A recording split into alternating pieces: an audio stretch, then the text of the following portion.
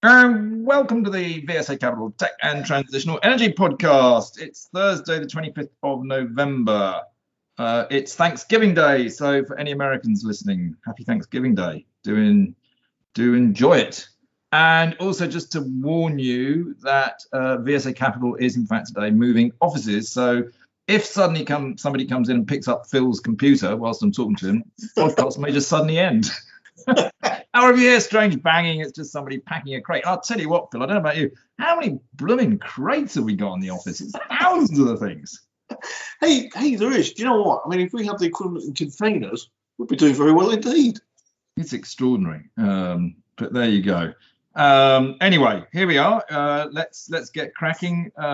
See what we can think of today. It could be quite a short one because we are moving, so everything's a bit chaotic. And of course, we are heading towards the Christmas season.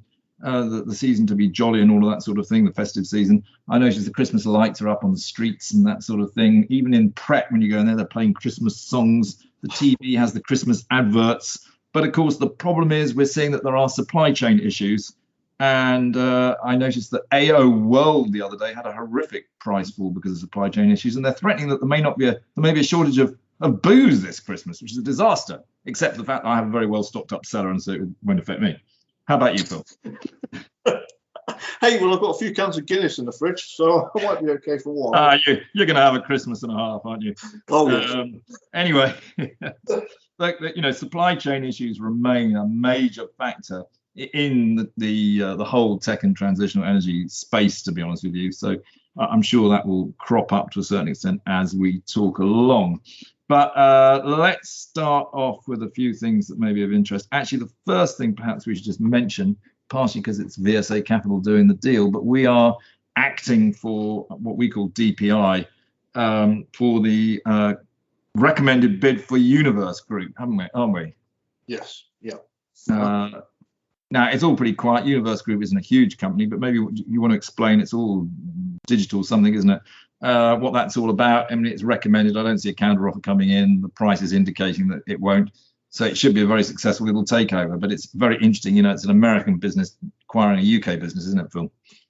Yeah, it is. And this is something we see, I wouldn't say frequently, but certainly in the software space where we get American businesses coming in and acquiring UK software businesses. And this is a lot of theme we regularly touch upon is that, we're really, really good at developing early stage tech and, to the stage where it is, value to a larger, player, particularly things like software, which you can integrate and I think Universe is it payment systems for fueling stations, from memory. I'm not being closely, obviously I'm not involved in the transaction actually, but yeah, there we go. So it's another UK company that's getting acquired and delight to act for it on the party. Now, talking of that sort of corporate activity or whatever, I noticed that this week Ashtead Technology IPO'd. Now, I find this rather interesting, purely from a personal point of view, but I used to act back in the mid-90s for Ashtead when it had a market cap of only a few million and basically had a few depots just around Ashtead. It's now obviously a huge FTSE 100 company. I should have stayed in with them, but I obviously was right to spot it. But I do remember in the latter days of me acting for it, they had just a nascent, what's the word? Nascent, that's it. Business, sorry about that, which was Ashtead Technology, which was this sort of underwater technologies that you could rent. They've now floated Ashtead Technology as an independent company, become hugely successful. I believe it was a Numis IPO, and it's had a successful IPO, gone well. Well done them. Great little spin out. I should have kept going with that company, but there you go. I was busy building other brokerage firms. So that was one deal this week, and also the other one. And I'm not sure if it started trading today, but Gelion has IPO'd, hasn't it? They're coming at a 145p, which is actually slightly below the range expected, but I still think it's a fair IPO. I think they've their market cap, actually, for what it's worth, when they do list, will be about 150 million. And they, of course, do zinc bromide batteries for long duration energy storage. So obviously for us, very interesting because it's a comparator to Invinity Energy Systems. Look, zinc bromide clearly has its benefits over vanadium, But because there is a change, there is a physical change in the material when you do the transfer of energy, it will have degradation. The great thing about vanadium is that basically you have the same product on either side of the tank, so to speak, so you don't get degradation. But look, it's a technology that almost certainly will work. They've come in at 150 million. They're still basically at the prototype stage. We're in the production stage, so theoretically we should have a higher market cap. We don't. We're 100 million. Yep, that's. But we've talked a lot about Invinity Energy Systems. But another thing I'll just point out, I don't know if you saw, Phil. I may have sent you a copy. But Evercore, who are a very well-established, they're not investment bank sort of. They don't really do a lot of what I describe as ECM. They're not like a brokerage business. They actually published a note on the whole energy storage industry, and Evercore are a very well-respected firm. They said it is the next big mega theme. Crikey. I mean, I thought there were new figures from Bloomberg as well, new energy finance on battery, just the scale and growth in battery tech and investment. It is amazing, and I think the market is finally sort of grasping that there's a real, it's a real structural growth story here. So, yeah. That's why we talk about it almost every week, just in case people haven't quite got the message. I'm sure they have got the message. Now, also, look, I'll tell you what, there's a couple of stocks we've talked about in the past a little bit, and there's a little bit of news out too this week. But interesting enough, I believe they both may be departing the FTSE 100 index. The first is Dark Trace, where they had an AGM trading statement this week. Everything seemed fine, but I don't know for sure that it's leaving. It was a very successful IPO, but yeah, I hear they could be leaving the FTSE. I think that it's mid-December or so when they look at these things. Mm-hmm. But I don't know if you have a view on that. No, in particular, it's not particularly any exciting news. But the other one, of course, is Johnson Matthey, where we talked a lot about, particularly last week when they were exiting their battery business. But they had interims this week. Also, they sold off their glass technologies business. But there's word that they may also be leaving the FTSE 100, which would be disappointing, really. I don't know if you've got any views on those two, Phil. Oh, well, Dark Trace, cybersecurity was a very successful IPO, and it's performed well since the IPO. Maybe it's maybe the feeling the valuation's got maybe got ahead of itself. I don't know, but it was certainly a successful IPO and good to see, as a newcomer to the market. Johnson Matthey, yeah, there seems to be some changes of direction going on there. Are they getting a new changing CEO as well? As these disposals going on. So, I mean, I'll see how that pans out. Johnson Matthey's obviously been absolutely walloped because of their exit from the battery business. But I mean, bear in mind, they're looking to actually sell it on. Who knows? Maybe someone will pay them quite a good price for it, and it could end up looking pretty smart. So, look, we don't analyze it as a stock. But my feeling is down here at £21. It's probably a buy, but that's an instinct rather than anything else. Well, what I say to investors, it's always worth looking at these things, Andrew, when they're going through change. Always a good time to have a look. Well, and the market tends to worry, and when markets are worried, often not a bad time to actually play. Huh. Yep, indeed. So anyway, there we go. Right now, let's have a little think. We've had a few results this week, haven't we? And things going on. We had it's sort of tech, I suppose, a little bit outside of it. But Reach had a trading statement.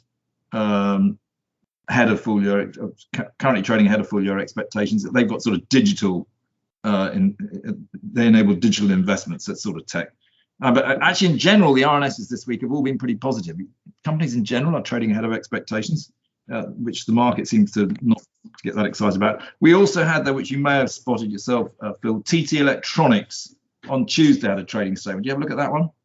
No, and I should. I'll pull you out again. I love it when I've been just to think of something else right now. And I used to cover TT Electronics as well. So cool. What did it say, Andrew? All right. Well, they had a little trading statement. They said the group's performance was revenue growth of about 10% up as expected.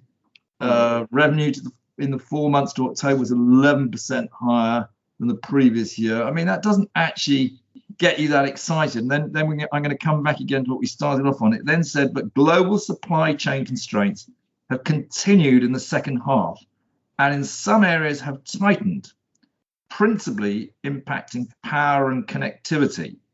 Increased material and freight costs are being broadly offset by efficiencies and price management supported by the self-help program, which continues to progress well. And we remain on track to deliver the anticipated run rate benefits of £11 to £12 million in 2023. So it was, it's the same story. It's a bit dull, 10% growth, but it's this supply chain. It's really still hanging around there and causing quite a lot of issues. It is. We're not seeing.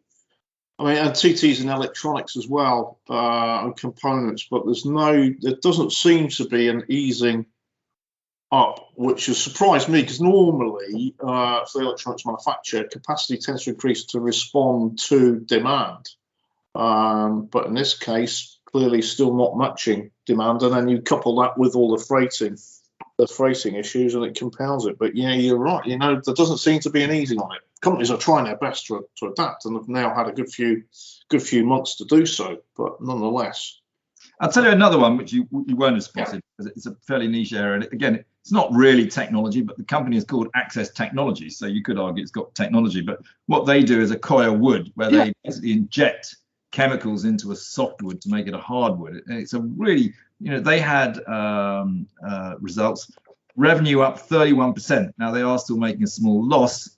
But it's a very interesting business model where this is going to grow and grow and grow. They haven't quite got, I think, the whole production side. They actually have production in I think it's Holland and also up north around the Humberside region. The way to really do this is actually, and they do have, there is a sister company called CBM. Which actually is traded on the NASDAQ First North, but they have all the rights in basically China and Asia. And the way to do this actually is to have your manufacturing in China because your costs come down so significantly. And actually, that's how to build out of what is a really interesting technology, a very serious business. And you could well be hearing more about that from VSA Capital going forward, because obviously we have very strong links into China. We understand this particular industry pretty well, and so just watch this space. Yeah, that sounds exciting. I remember, I've looked at Access Technologies before because it's, as an alternative to hardwoods, on which, of course, we are desperately trying to save forestry at the moment. It's a really interesting business. Yeah, well spotted. Yeah. That's what I do. I keep my eye open for things like this. Anyway, that's what I've seen. What are you seeing in results? Lots on electric vehicle charging. Oh, we like that. Well, there's been quite a bit of news flow on this one. There was a report on the BBC that all new homes and buildings in England will be required by law to install electric vehicle charging points from next year. Our dear Prime Minister has announced. So we've currently got 25,000 charging points, but the Competition Markets Authority say that 10 times as many will be needed before 2030. My word. So that's quite something. Also, I'll just pick you up on that actually, because it was quite interesting. Because actually, that was announced on Monday. Yeah. And I was actually driving up from Cornwall and seeing a very interesting business in Exeter, and it was on the Jeremy Vine show discussing this whole issue of charging points and EV range anxiety, etc. Oh, yeah. And it was interesting because most of the callers into the show absolutely hit the nail on the head. And that is that the real issue here is that the local authorities need to bloody well get their act together, because at the end of the day, it's fine if you've got a big house with a nice driveway and you're away from everybody. But, for anybody, certainly in London, for instance, you park your car on the street, there's basically nowhere to charge. You're not supposed to run cables out of your house, but can you even park your car outside the house? What we need is local authorities to really get their act together and say, right, we're going to put in a proper charging network. Some of the lampposts around London now are getting chargers put in, which is the way to do it. There's lots and lots of lampposts where obviously electricity runs into them. You just simply put in a charging point in all the lampposts. And then you can actually have a proper EV charging network. But it's the local authorities who need to get their act together. Now, they probably won't get their act together unless central government tell them to get their act together. So we need central government to actually tell people to get on and do this, not just whiffle waffle, pepper the pig talk from Boris Johnson, but actual action. You know, this is what Her Majesty the Queen was saying. Governments, unfortunately, talk a lot, but don't actually go into action.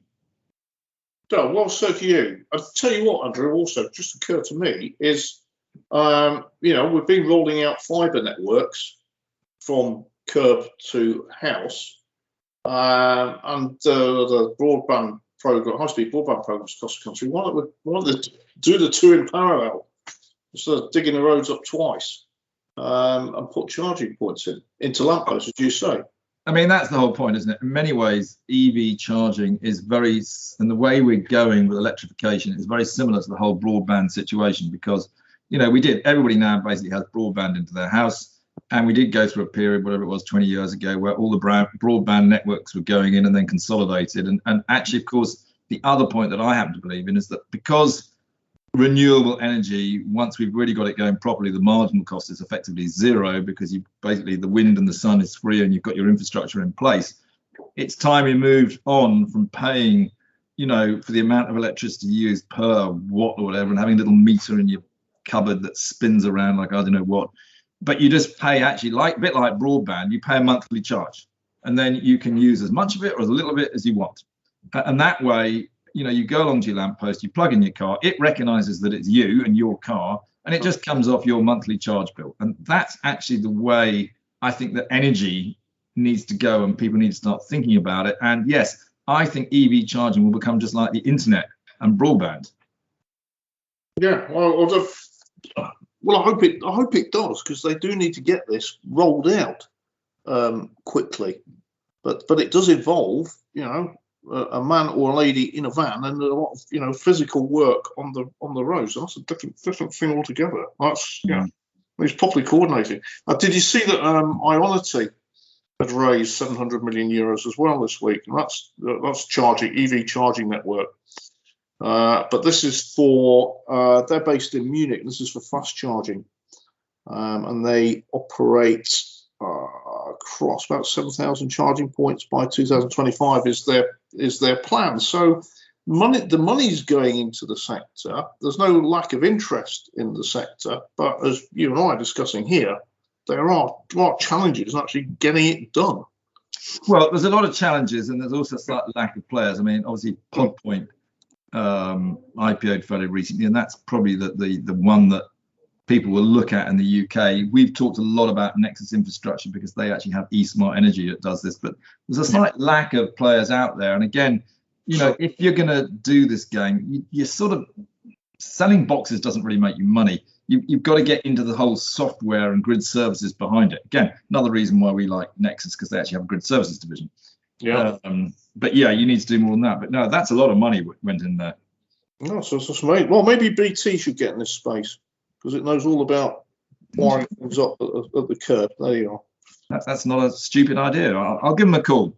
Thank you very much. Just quickly staying on the theme of electrification, I do know if you saw that Teva, TEVVA, this is a private company, electric lorry startup, that just raised $57 million as well this week. I saw that. Looking to build a London plant and deliver first vehicles by the end of 2022. And I'll tell you what got me here was remember we were talking last week about electrified hybrid taxis in London with their range of, well, I was in one and he said it did 50 miles, which didn't seem much. But they're electric trucks, 7.5-ton models, 260 kilometre range with a small reserve of hydrogen fuel cell. Yeah. Hey, it's a hybrid. That's interesting. There we go. That's the way to do it. Bit of EV and a bit of hydrogen, and just keep out the ICE, which is internal combustion engine. Just in case I think I've gone completely off my man and think of gin and tonics. No, I didn't think you would do that for a minute. And then they're just back onto the quoted space because Rolls-Royce kind of missed the electric plane test flight that they did, reaching a top speed of 387 miles an hour. I'm not sure if that's faster than the Spitfire, or it might be, but there's over a 3-kilometre course. But it's a great demonstration in principle of how these things could in practice will work. Actually, the shape of the plane is not so dissimilar to that from a Spitfire. Actually, it's quite interesting. And of course, the engine there, the EV engine they have in that, is with a joint venture with VSA Motors, which is just outside Oxford, and is a holding in the Parkwalk portfolio. Parkwalk being part of IP Group. That's right. Yeah. There you go. See, I do know these things. Gosh, you really do. So there we are. So not too much on the. Oh, finally on the company, I've got to quickly make a quick mention on the company news front. And this is one we've mentioned before. It's Cerulean. Ticker is CER. Market cap's 243 million, and they had their finals, and their share price has been doing very well this year. And Cerulean, from memory, it's software for telecommunications companies and for billings and customer management, and they've got 80 installations across 45 countries. But if you look at their results, Andrew, their revenue was up 25% to 26 million. New orders up by 40%, and their back order book was increasing by 36%. I thought that was a good, strong set of results, and in the, it's, as I say, it's telecom systems and billing systems. I thought that was a really good performance, and the share had been reflecting that. Life's not too bad out there, considering. But we should probably, as time rattles on, Phil, this has become a little bit sort of tech, trans, and brands. Talk a little bit about the brand sector, because actually there's a little bit of news out here that's worth mentioning. We should probably start. You published a note today on one of our clients, S Ventures. What's the headline of your note, Phil? You know, you've written it. Yes, I know. Yeah, it's what is this? S Ventures is quoted on Aquis. Ticker is SVENS, about 35 million market cap, and they are a specialist in food technologies. And food, the area of food tech that they're involved in is so they got branded products. They're in things like protein bars. They're in like healthy chocolates that they develop. They're also developing meat-free burgers. So in terms of tech, to develop these products, you need food scientists, and obviously the recipes become proprietary. So it's that part of the food tech space where you are actually creating the end products. They wholly own a company called Pulsin, which we visited, Andrew, in Gloucester. And Pulsin's very well known brand for protein shakes and protein bars. And they are selling to main retailers in the UK, selling on e-commerce platforms. But they also have investments in UK food tech companies as well. And so what they're looking to do is to centralize things like development, like finances, marketing, because with a lot of these products, you've got similar types of customers, you've got similar customer demographic, and the end markets are growing really strongly. So yeah, it's an exciting space. And look, it's all about future deals, and Scott Livingston, the CEO, is very talented, and I think the future deals he does will be seriously value enhancing to shareholders. So watch out for deals coming out of this company, which will really, I think, put a rocket underneath it. Obviously, we act for S Ventures. We also, we recently floated Silverwood Brands, which is another one of ours.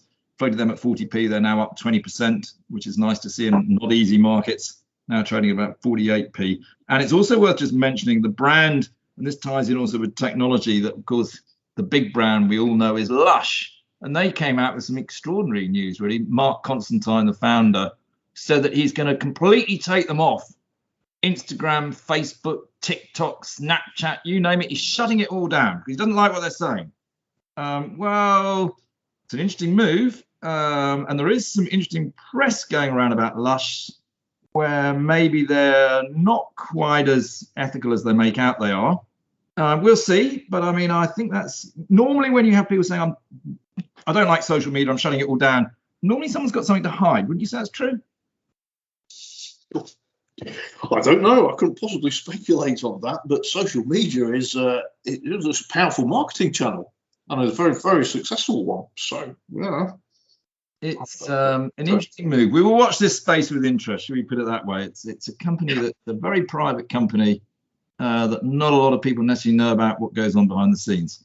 I also noticed that whilst on brands, Revolution Beauty had a trading update this week, which again was very, very positive. This whole brand space is going really well. There's so much growth in it. And obviously we act, well, actually, people put it, we act for the 3 S's, Samarkand, Silverwood, and S Ventures. We love them all. They're all as good as each other. You just buy them all. Easy peasy peasy. That's probably brands. I'll tell you the other one I think it's worth just commenting upon, which I find fascinating. And I would just simply say to listeners, if you haven't followed this, it's well worth learning about it. I don't know if you've been following the trial of Elizabeth Holmes. Oh my word, yeah, I saw the early part of the trial and obviously saw the who was it produced it, the documentary on Elizabeth Holmes. This is Theranos, isn't it? Correct, Theranos. Yeah. It's a machine where you basically put your thumb in it, get a thumb prick, and off that they could do 200 tests on various diseases and everything. And big companies like Walmart fell for it completely, and I think it was worth about $6 billion at one stage. And of course, the machine actually was just basically an empty box. And she's on trial. Was it a big con trick, and should she be sent to jail for it, or did she think things were actually happening? Who knows? But I think it is interesting because we do see more. If you've got an Apple Watch on your wrist nowadays, it's telling you what your blood pressure is, what your fitness regime is, what you're thinking, whether you probably had too much alcohol. Maybe that's why mine keeps bleeping at me, because I probably have. But I think more and more we are going to see medical tech actually going down this sort of route. I mean, she was in a way just ahead of her time. And if you remember when Steve Jobs first started producing his first sort of laptops and things, he actually basically had just empty boxes, but was pretty convinced he could get people in, engineers in to actually make it work. And he did. And I think that's what probably Elizabeth Holmes thought. Here's an idea.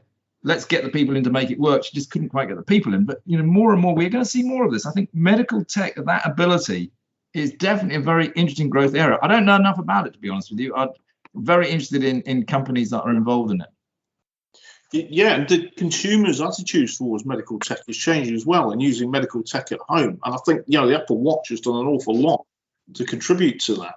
So you'll see a change in demand as well. You think about it, you can go and do a COVID test at home by yourself as well. So and get a nice negative result. We have them every week around our office. So what's to stop us actually being able to test, for all sorts of things very simply at home, saves you having to go to the GP, frees up the whole National Health Service, and will just make everybody healthier and better. It's got to be the way forward. Again, I hate to say it, it's this bloody government probably needs to say, what, this is a great idea. Why aren't we, funneling money and pushing people in to do this? Because actually, at the end of the day, if you can take the pressure off the National Health Service, allow people to test more themselves at home and not have to go see doctors and use up valuable time, actually you save money. So it sort of is in government's interest to try and stimulate this sort of capability. Andrew, you are thinking ahead there, and you are spot on. And it is a bloody exciting space, that's for sure. Yeah, anything involves trying to hang on the phone to a GP or get an appointment. But you're right, it just stops all that clogging up with the actual, doctors and the hospitals. And that's what we need to do. Anyway, anything else you want to talk about, Phil, or should we call it a day then? I think we'll have to call it a day and get packing our boxes on. Get back packing. Okay, look, I hope everyone enjoyed that podcast. Sorry, it was a little bit chaotic, because I say there are people moving things off our desk as we speak, which makes it very difficult to get all the right information. But please do. Actually, I've had quite a lot of feedback on the podcast recently. A lot of people say it's about the right length. They like the attitude, the way we whiz through a lot of things, have a bit of a laugh. So it appears that people are enjoying it, but always interested in views, always interested in stocks you'd like us to have a look at and talk about. Just let us know. We're more than happy to do it. But on that note, we'll be back next week. We will indeed, Andrew.